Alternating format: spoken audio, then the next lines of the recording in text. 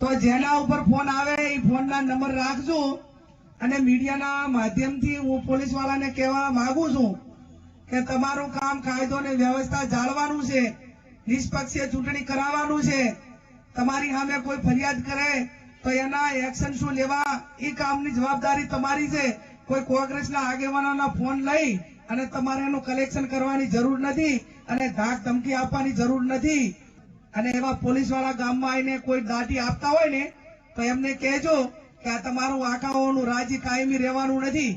એ તમે 8મી તારીખ સુધી તમને સારી જગ્યાએ મૂકવા માટેની વાતો કરશે, તમને ફૂલાવશે, પણ નોકરી તમારે 58 વર્ષ કરવાની છે અને 58 વર્ષ નોકરીનો પગાર એ તમે ભાજપનો પગાર નથી લેતા, તમે પ્રજાના પરસેવાનો પગાર લ્યો છો।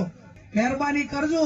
અને મેં કીધું એમ કે અમે ગાંધી વિચારધારા વાળા કાયદો વ્યવસ્થાને માનીએ છીએ, બધાને સન્માન આપીએ છીએ, પણ છતાં તમે તો કાયદાને ઓવરટેક કરીને, નિયમોને ઓવરટેક કરીને ક્યાંક ને ક્યાંક કોઈને દબાવવા માટેના પ્રયત્નો કરશો તો પછી તમે જેવા છો એવા અમને થવામાં વાર લાગશે નહીં।